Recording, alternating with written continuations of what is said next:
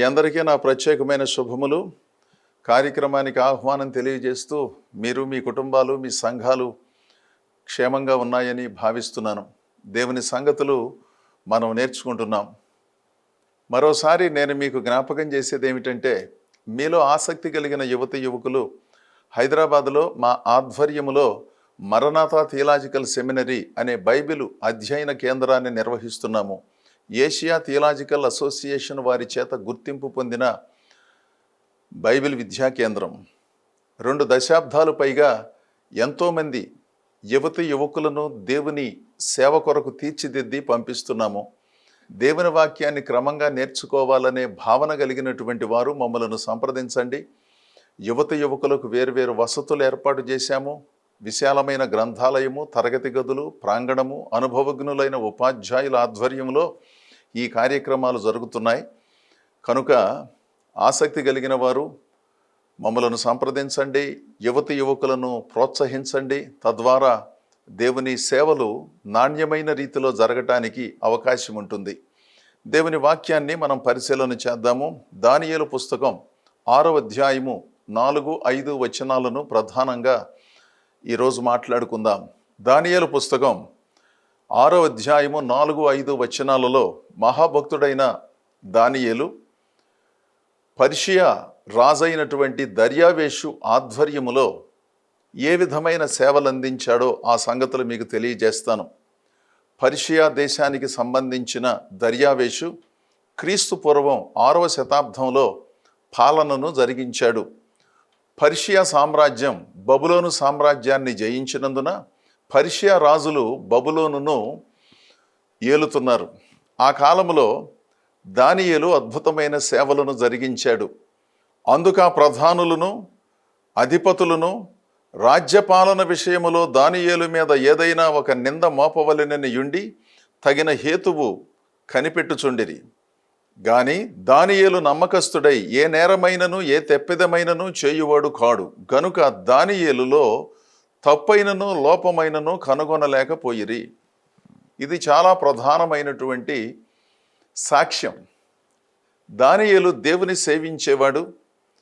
తన దేశాన్ని వదిలిపెట్టి తాత తండ్రులు చేసిన పాపానికి ఫలితంగా వారితో పాటు మొదటిగా బబులోను దేశానికి బానిసగా వెళ్ళారు.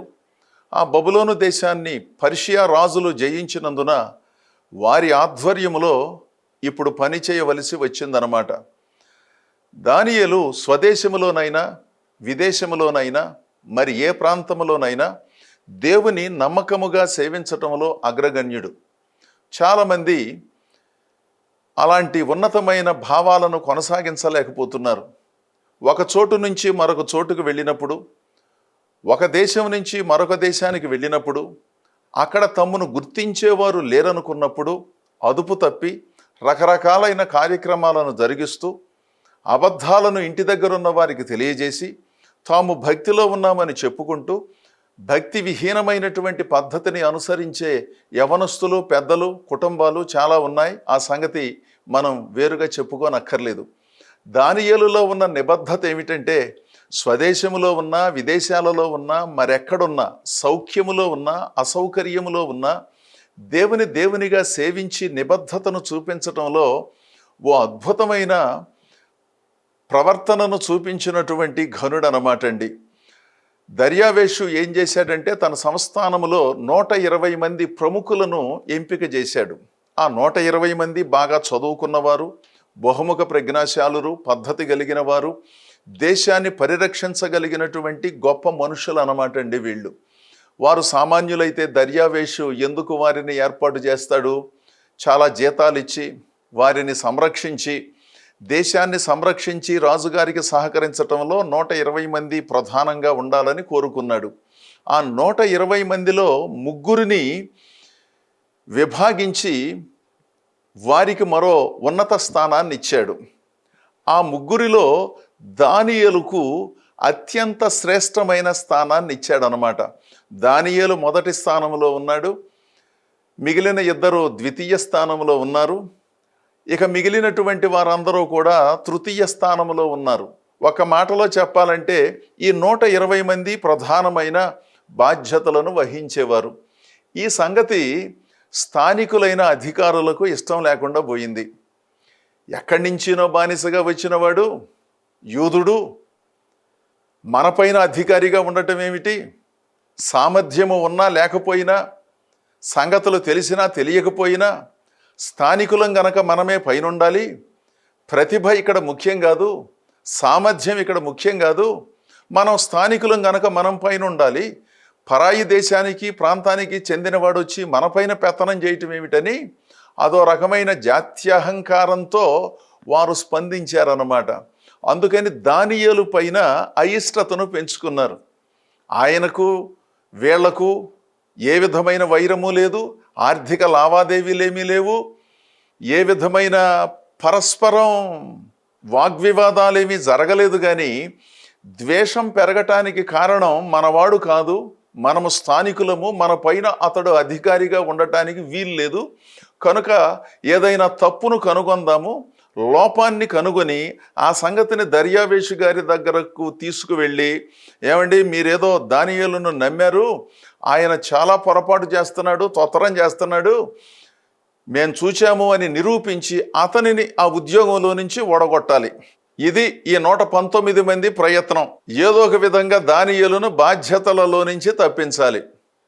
అప్పుడు ఇప్పుడు ఎప్పుడూ కూడా ఈ ధోరణి ఉంటుంది కదా, స్థానికుల స్థానికేతరుల తర్వాత సంగతి. వారు సమర్థులా కాదా? వారి సామర్థ్యము మన అవకాశాలను కొల్లగొడుతూ ఉంటే దానిని మనం పరిశీలించాలి.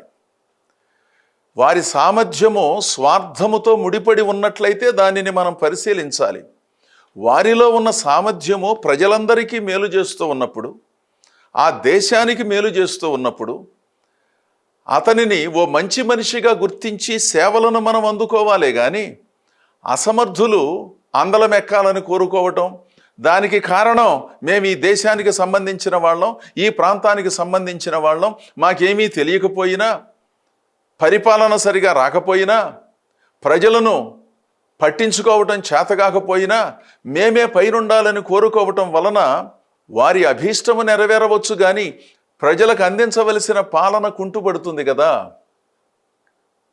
ఇక్కడ దర్యావేషు ఆధ్వర్యములో 120 మందిని అతడు ఎంపిక చేసి గొప్ప మేధావులని భావిస్తే 119 మంది దానియేలు పైన కక్ష కట్టారన్నమాట. అతనిని ఆ పదవిలో నుంచి ఎలా ఓడగొట్టాలి? ఇదొక పెద్ద ఉద్యమం. సమర్థులకు ఎదురయ్యే ప్రతికూలతలు ఈ విధంగానే ఉంటాయి కదండి. ఒక సమర్థుణ్ణి వినియోగించుకోవటం మనలో చాలామందికి తెలియదు. సమర్థుడైన ఒక సేవకునికి అవకాశాలు కల్పించటం చాలామందికి తెలియదు. సమర్థులకు వేదికలను కల్పించటం చాలామందికి తెలియక, వారు మా సంస్థ కాదండి, వారు మా ప్రాంతం కాదండి, వారు మా సంఘం కాదండి, వారికి మాకు ఏ విధమైనటువంటి అనుబంధము లేదని చెప్పి అసమర్థులను అందలా లెక్కించి సమర్థులను కూర్చోబెట్టే ప్రయత్నం అప్పుడు ఇప్పుడు ఎప్పుడు జరుగుతూ ఉంటుందేమో. అవునా కాదా? కొన్నిసార్లు తెలిసి జరుగుతుంది, కొన్నిసార్లు తెలియక జరుగుతుంది. ఇది కూడా మనం పరిశీలన చేయాలి కదా. ఈ 119 మంది కలిసి దానియేలులో ఏదైనా తప్పు కనపడుతుందేమో, ఏదన్నా కొంచెం నలుసంత దోషం కనపడితే వెంటనే రాజుగారితో చెప్పి అతని నా పదవి నుంచి తప్పించాలని ప్రయత్నం చేశారు. ప్రయత్నం చేస్తే ఏ లోపమును కనుగొనలేకపోయిరి. అందుక మనుష్యులు అతని దేవుని పద్ధతి విషయమందే గాని మరి ఏ విషయమందునో అతనిలో లోపము కనుగొనలేమను కొనిరి. చూశారా ఎంత నిబద్ధతగా భక్తి చేస్తున్నాడో దానియేలు. వాళ్ళేమీ భక్తులు కాదు, మిగిలిన వాళ్ళు దేవుని పద్ధతులలో కానీ మనుషుల పద్ధతులలో కానీ ఏ లోపము మనం కనుక్కోవటం సాధ్యం కదబ్బాయి. అసలు దానియేలులో ఎక్కడా కూడా వేసమంతా కూడా పొరపాటు లేదు. ఎంత గొప్ప భక్తి చేస్తున్నాడని వాళ్ళే ఆశ్చర్యపోయారన్నమాట. ఇక మరో ప్రయత్నం మనం చేయాలి. దర్యావేషు గారిని దేవుణ్ణి చేయాలి, అప్పుడు దొరుకుతాడు ఇతడు. మనుషుల పద్ధతులలో దొరకడు, దేవుని పద్ధతులలో దొరకడు. అంటే దాని అర్థం ఎంతో నిబద్ధతగా క్రమశిక్షణగా ఉంటాడు, లోపము లేకుండా ఉన్నాడని పరిపాలన అంతటినీ ఆపేశారు, ప్రజలను పట్టించుకోవటం ఆపేశారు, సంక్షేమ కార్యక్రమాలు ఆపేశారు. ఒక మనిషి పైన గురిపెట్టి ఆ మనిషిని ఏదో ఒక విధంగా ఇబ్బంది పెట్టాలి. ఇదొక దుర్మార్గమైనటువంటి వైఖరి కదండి. బాధ్యత లేనటువంటి వారు అప్పగించిన బాధ్యతలను విస్మరించి తెగబడి ఎవరికి తోచినట్లుగా వారు పెత్తనం చేస్తూ అర్థం లేనటువంటి భావాలతో హోదాను వినియోగించుకొని ప్రజలను ఇబ్బంది పెట్టే ధోరణి కలిగిన వారు ఏ కాలంలోనైనా ఉంటారేమో కదా. అసలు వారు ప్రధానులని మేధావులని దర్యావేషు బాధ్యతలను అప్పగిస్తే ఒక మనిషి పైన దృష్టిని పెట్టి అతనిలో లోపాన్ని కనుగొని అతని ఉద్యోగం ఓడగొట్టాలి, అతడు మా పైన అధికారిగా ఉండటానికి వీల్లేదని ఈ గోలంతా ఏంటంటారు? అంటే వారిలో ఉన్నటువంటి ఆలోచన విధానం ఇదేనా? ఓ మంచి మనిషికి సహకరించడం తెలియదా? ఓ మంచి మనిషిని ఏ విధంగా వినియోగించుకోవాలో తెలియదా? ఒక సమర్థునికి అవకాశాలు కల్పించడం తెలియదా? ఈ సంగతులను మనం ఆలోచిస్తే చాలామంది చాలా తడబడుతున్నారు కదా. ఒక సమర్థుణ్ణి కూర్చోబెట్టడమే చాలామందికి తెలిసినటువంటి మహా గొప్ప విద్య కదా. ఎందుకంటే నేనే కనపడాలి, నా కుటుంబం కనపడాలి, లేకపోతే మా సంస్థలో ఉన్న సేవకులే కనపడాలి, వాళ్ళు ఏ పాట పాడినా పర్వాలేదు, ఎలా పాడినా పర్వాలేదు, ఎలా చెప్పినా పర్వాలేదు అనే భావనతోనే సరిపెట్టుకోవటం తప్ప దేవుని మాటలు సరిగా వినపడాలి, ప్రజలు అర్థం చేసుకోవాలి, ప్రజలు దేవుని సన్నిధికి రావాలి, నాణ్యమైన బోధలు జరిగించే సమర్థులకు అవకాశాలు కల్పించాలనే భావన కాకుండాను వాళ్ళ ప్రాధాన్యతను ఏ విధంగా తగ్గించాలోననే ప్రయత్నం ఎంతగానో జరుగుతోంది కదా. దానియేలు విషయంలో వాళ్ళు అన్నారు, ఇది మన వల్ల కాదండి బాబు, ఆయనలో ఏ దోషము లేదు, చాలా పద్ధతిగా ఉన్నాడు. ఇలా కాదు, దర్యావేషుని దేవుణ్ణి చేసి 30 రోజుల పాటు ఆయనను దేవునిగా ఈ దేశంలో ఉన్న వాళ్ళందరూ పూజించాలని చెబుదాం. అప్పుడు దానియేలు మనిషిని దేవుడిగా పూజించడం ఎట్టి పరిస్థితులలోనూ జరగదు గనుక ఆ విషయంలో అతనిని బంధించి శిక్ష వేయించి అతనిని తొలగించుకుందామని ప్రయత్నం చేశారన్నమాట. ఇక ఈ ప్రముఖులందరూ బయలుదేరి దర్యావేషు గారి దగ్గరికి వెళ్ళి, ఏమండి దర్యావేషు గారు, మీరు 30 రోజులు దేవుడిగా ఉండాలండి అన్నారు. 30 రోజులు దేవుడిగా ఉండటం ఏమిటాయా, మరి తక్కువ కదా, ఇంకా కొన్ని రోజులు పెంచితే బాగుంటుందనే ఆలోచన దర్యావేషు గారికి రాలా. ఇదొక విచిత్రం. అసలు మీ దగ్గరే ఏ మనిషి అయినా విచారణ చెయ్యాలి, ఈ 30 రోజులలో ఈ దేశంలో ఉన్న వారు ఎవరైనప్పటికీ మిమ్ములనే దేవుడిగా ఎంచి మీ దగ్గరకే వచ్చి ప్రణమిల్లాలి అనే ఒక ఆలోచన చెప్పారన్నమాట. అసలు ఇది అర్థం లేని ఆలోచన కదా. నేను మనిషినయ్యా బాబు, నేను దేవుణ్ణి ఏంటి? అర్థం లేకుండాను మీరొచ్చి ఈ ప్రతిపాదన చేయటం ఏ విధంగానూ మంచిది కాదు. మీరేదో మేధావులు అనుకున్నాను, చదువుకున్న వాళ్ళు అనుకున్నాను, కాస్త గ్రంథపఠనం చేసిన వాళ్ళు అనుకున్నాను, ప్రపంచ జ్ఞానం ఉన్నదనుకున్నాను, మనిషిని దేవుణ్ణి చేస్తారేంటి అర్థం లేకుండాను అని చెప్పాలి కదా. అతనికి కూడా సంతోషం అయిందన్నమాట. ఓహో, నేను మనిషినే కానీ వీళ్ళు దేవుణ్ణి చేస్తానంటున్నారు, పైగా 30 రోజులు దేవుణ్ణి చేస్తున్నాను అంటున్నారు.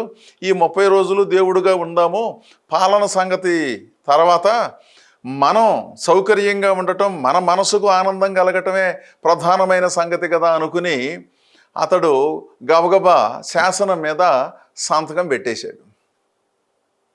ఆ శాసనంలో ఏమున్నది, ఎందుకు ఈ ప్రతిపాదన వీళ్ళు తీసుకొచ్చారని ఆలోచన చెయ్యాలి కదండి. ఇలాంటి రాజులు, ఇలాంటి మేధావులు, ఇలాంటి దేశాధినేతలు ఏ దేశానికి ఉంటారో, ఏ ప్రాంతానికి ఉంటారో వాళ్ళ వలన దేశానికి ప్రపంచానికి ఒరిగేది కూడా ఏమీ లేదండి. ప్రజా సంక్షేమము, ప్రజల అవసరతలను గుర్తించి నిర్ణయాలు చేసి నిస్వార్థమైనటువంటి పద్ధతిలో ముందుకు సాగవలసినది పోయి మీరే దేవుడండి దర్యావేషు గారు అంటే దానికి గంతులు వేసి, కుప్పి గంతులు వేసి వెంటనే ఆ శాసనం మీద సంతకం పెట్టినటువంటి ఇతడు ఏ విధమైనటువంటి మానసిక స్థితి కలిగిన వాడో. ఇతడు పర్షియా దేశానికి సంబంధించిన రాజు. ఇలాంటి అనాలోచన పరులను ఎంపిక చేసుకోవటం ప్రజలు చేసే పెద్ద పొరపాటు కదా. అలాంటి వాళ్ళను ఏదో ఒక పేరుతో ప్రోత్సహించి పెద్దలుగా చేసి ఆ తర్వాత అది చేయటం లేదు, ఇది చేయటం లేదంటే ఎవరు నిందించాలండి? ప్రత్యక్షంగానో పరోక్షంగానో ఎవరైతే నిందిస్తున్నారో వారి ప్రమేయం కూడా ఉన్నది కదా. సంతకం పెట్టేశాడు. రాజుగారికి చాలా సంతోషమయ్యింది. అబ్బా, నేను 30 రోజుల దేవుణ్ణి అవుతున్నానని అనుకుని అదో రకమైన భావనలో అతడు ఉన్నాడనమాట. 10వ వచనం, 6వ అధ్యాయము దానియేలు పుస్తకం 10వ వచనములో, ఇట్టి శాసనము సంతకము చేయబడినని దానియేలు తెలుసుకొనినను అతడు తన ఇంటికి వెళ్ళి యథాప్రకారముగా అనుదినము 3 మోకాళ్ళుని తన ఇంటి పైగది కిటికీలు యెరూషలేము తట్టునకు తెరవబడి ఉండగా తన దేవునికి ప్రార్థన చేయుచు ఆయనను స్తుతించుచు వచ్చెను. ఎంత గొప్ప ఆశ్చర్యం అండి! ఇట్టి శాసనము సంతకము చేయబడినదని తెలుసుకున్న తర్వాత సహజంగా గబగబా పరిగెత్తుకుంటూ రాజుగారి దగ్గరికి వెళ్ళి, దర్యావేషు గారు నమస్కారం అండి, ఆ 119 మంది మిమ్మలను మాయ చేశారండి, మీతో ఒక శాసనం పైన సంతకం చేయించారండి, నన్ను ఇరికించడానికి చేసిన ప్రయత్నం అండి బాబు, నేను ఎలాంటి వాడినో మీకు తెలుసు కదండి, నాలో ఏ విధమైన దోషము లేదు కదా, నేను మీకంటే ముందు 2 రాజుల దగ్గర పనిచేసి వచ్చిన వాడిని, బబులోను రాజైన నెబుకద్నెజరు దగ్గర కానీ వారి కుమారుడైన బెల్షస్సరు దగ్గర కానీ ఏ విధమైనటువంటి లోపము లేనివాడుగా సాక్ష్యం పొందాను. ఆ తర్వాత పర్షియా రాజులైన మీరు ఈ దేశాన్ని వశపరుచుకొని మీరు రాజుగా వచ్చారు, మీ పాలనలో నేనున్నాను, నాలో ఏ లోపము ఎప్పుడు మీరు చూడలేదు, ఏంటో తొందరపడి శాసనం చదవకుండా సంతకం పెట్టేశారండి అని రాజాస్థానానికి వెళ్ళి తన బాధను వ్యక్తం చేసుకోవాలి. అది సహజంగా ఎవరైనా చేసేది. ఆ శాసనం మార్చడానికి కుదురుతుందా కుదరదా తర్వాత సంగతి, పరిగెత్తుకుంటూ వెళ్ళాలి కదా. అతడు అలా వెళ్ళలా. ఇట్టి శాసనము సంతకము చేయబడినని దానియేలు తెలుసుకొనినను యథాప్రకారము అతడు దేవుని సన్నిధికి వెళ్ళాడు. దేవునికి స్తోత్రం. ఇది ప్రధానమైన సంగతి. వాళ్ళ చుట్టూ వీళ్ళ చుట్టూ తిరగటం, గంటలు గంటలు వేచి ఉండటం, వారి అనుగ్రహం ఎప్పుడు దొరుకుతుందానని చూడటం, ఈరోజు కుదరదనటం, రేపు కుదరదనటం, ఎల్లుండి కుదరదనటం, అసలు వారిని కలుసుకోవటమే సాధ్యం కాదనటం ఈ రోజుల్లో ఒక వింత పోకడగా ఉన్నదన్నమాట. చాలా విచిత్రం కదా. దేవుని ఎప్పుడైనా ఎవరైనా కలుసుకోవచ్చు, దేవుని సన్నిధికి ఎప్పుడైనా వెళ్ళొచ్చు, ఎప్పుడైనా ప్రార్థన చేయొచ్చు, ఎప్పుడైనా ప్రభువా నన్ను దర్శించు అని ఆ దేవుని సన్నిధికి చేరుకోవటం తేలిగ్గా ఉంది, కానీ కొంతమందిని కలుసుకోవటం అసాధ్యమైపోతుంది కదా. సర్లేండి, వారికి ఉన్న ఒత్తిడి పనులు కానీ లేదా ముందుగా ఏర్పాటు చేసుకున్న కార్యక్రమాలు బహు ఒత్తిడిగా ఉన్నందున అలా జరగటం కొన్ని రోజులు సహజమేమో, నాకైనా మీకైనా కొన్నిసార్లు కొన్ని సందర్భాలలో సహజమేమో, కానీ అన్నిసార్లు అలా అనుకోవటం ఏ విధంగానూ మంచిది కాదు కదా.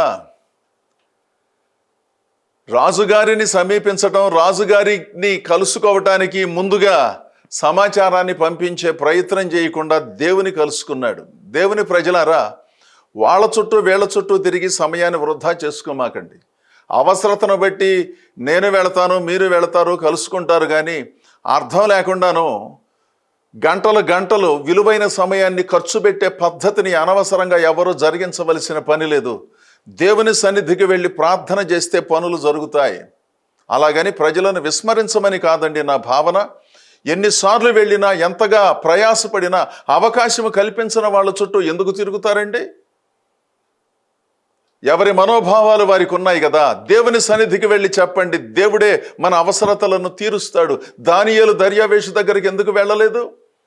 వెళ్ళగలడు, ఏ సమయంలోనైనా వెళ్ళగలడు. ముందుగా అనుమతి తీసుకోవలసిన అవసరం దానియేలుకు లేదు. నేరుగా దర్యావేషు కార్యాలయంలో ప్రవేశించగలిగిన స్తోమత ఇతడు కలిగి ఉన్నప్పటికీ శాసనాలు సంతకాలు చేస్తే ఆ శాసనాలను తిరగరాసేది దేవుడని, మనుషుల సహకారాన్ని నేను అందుకుని వాళ్ళ ప్రాపకం కోసం వాళ్ళ చుట్టూ తిరగనని, రోషం పౌరుషంతోనే విదేశమైన స్వదేశమైన దేవుని కొరకు జీవిస్తానని ఎంత గొప్పగా నిలబడ్డాడో చూడండి.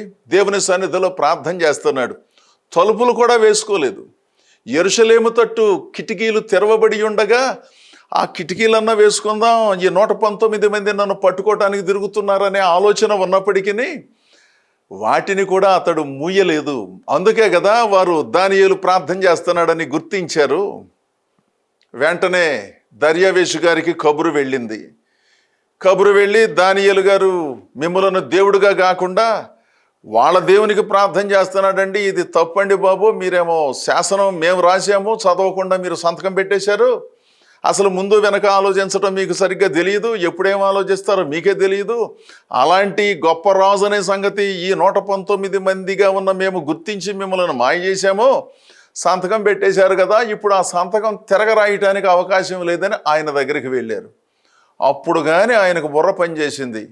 ఓహో, వీళ్ళందరూ కలిసి దానియేలును సంహరించటానికి నన్ను పిచ్చివాణ్ణి చేసి శాసనం తయారు చేయించి దానిని మార్చటానికి వీలు లేకుండా నాతో సంతకం పెట్టించి నా ఉంగరం ముద్రను దాని మీద వేయించారని మహావ్యాకుల పడ్డాడండి. ఇదొక విచిత్రమైనటువంటి పరిస్థితి కదా.